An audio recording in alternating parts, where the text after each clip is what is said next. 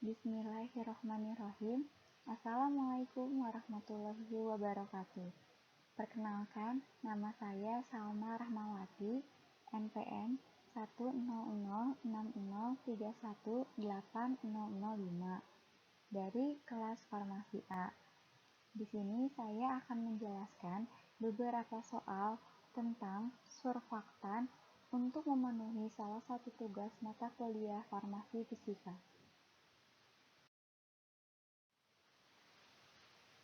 Pada kesempatan kali ini, saya akan menjelaskan tentang surfaktan yang terdiri dari pertama, prinsip HLB, yang kedua, kegunaan surfaktan. Surfaktan sebagai pembasah atau Gibbs absorption. Yang ketiga, potensial zeta dengan aplikasinya dalam sediaan suspensi.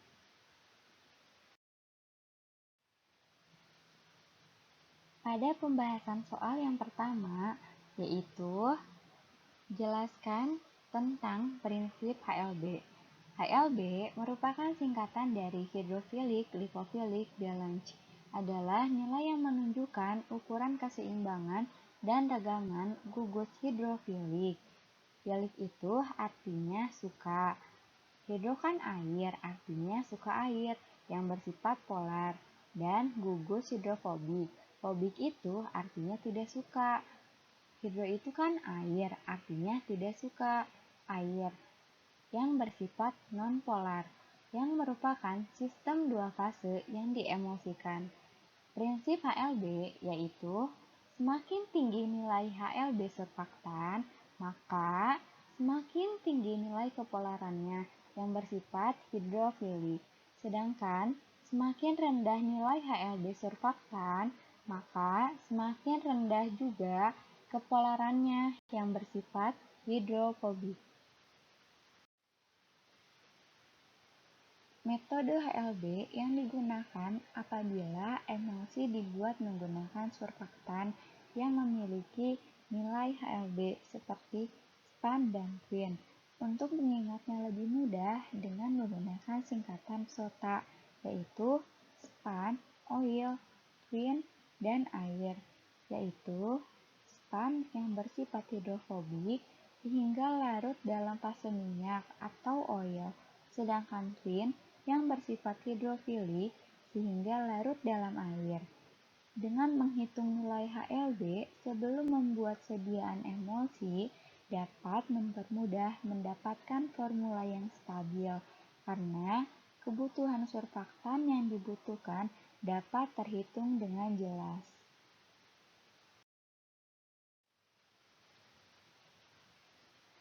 Setelah penjelasan sebelumnya sudah kita bahas mengenai surfaktan, agar lebih mudah memahaminya, kita menggunakan gambar. Di sini terdapat gambar tentang HLB dan emulsifier di dalam air dan minyak. Sebelum kita memahami apa yang dimaksud di dalam gambar tersebut, kita pahami terlebih dahulu mengenai surfaktan. Surfaktan terdiri dari bagian kepala dan ekor. Pada bagian kepala yang bersifat hidrofilik, yang artinya suka air.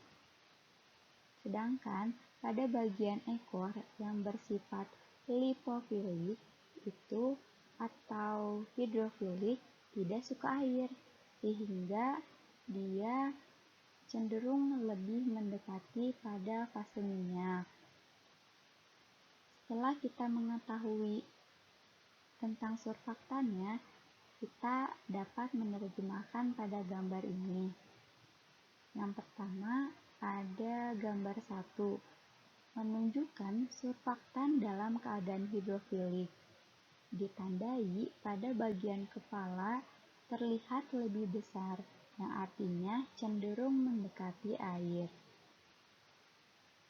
Pada gambar 2, menunjukkan surfaktan berada pada antarmuka suatu cairan apabila jumlah gugus hidrofil dan lipofil atau hidrofobik seimbang.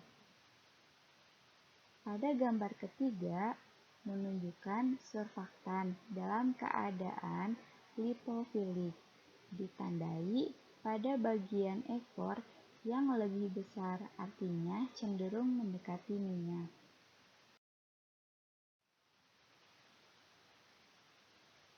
Pada pembahasan soal yang kedua, yaitu tentang kegunaan surfaktan.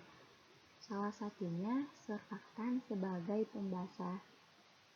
Jelaskan mengenai Gibbs absorption. Surfaktan atau surface active agent adalah zat aktif permukaan atau zat yang diabsorpsi pada antarmuka suatu cairan yang berbeda jenis. Secara umum, kegunaan surfaktan yaitu untuk menurunkan tegangan permukaan cairan sebagai pembasah, sebagai meningkatkan kelarutan suatu zat, sebagai emulgator, dan deterjen. Pada kesempatan kali ini, saya akan menjelaskan salah satu contoh kegunaannya, yaitu surfaktan sebagai pembasah. Surfaktan sebagai pembasah karena dapat menurunkan sudut kontak antara permukaan padat dan cairan pembasah. Semakin kecil sudut kontak, artinya zat tersebut semakin mudah untuk dibasahi. Dapat kita terjemahkan pada gambar ini.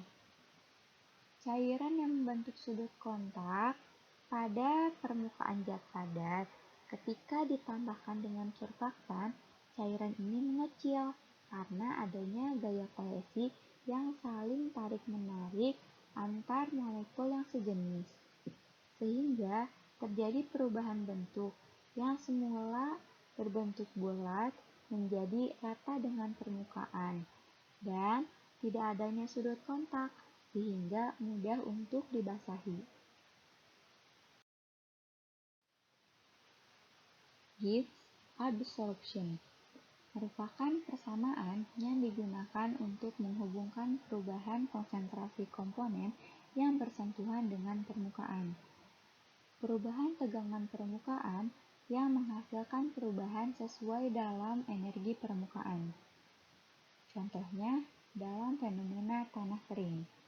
Tanah kering disebabkan oleh dekomposisi bahan organik dan mikroorganisme, sehingga tanah bersifat hidrofobik. Tanah kering ini ketika disiram dengan air tidak akan diserap karena tanah ini bersifat hidrofobik. Untuk mengatasi hal ini, maka dapat dilakukan ketika penyiraman dapat ditambahkan dengan surfaktan atau sabun. Ketika ekor atau lipofilik akan berikatan dengan lipofil yang berada di permukaan tanah, dan kepala atau hidrofilik akan berikatan dengan air, sehingga sudut kontak antara tanah dan air akan mengecil. Dapat disimpulkan, tanah kering yang disirami dengan sabun akan lebih meningkatkan dalam penyerapan air karena dibantu oleh zat tambahan, yaitu surfaktan.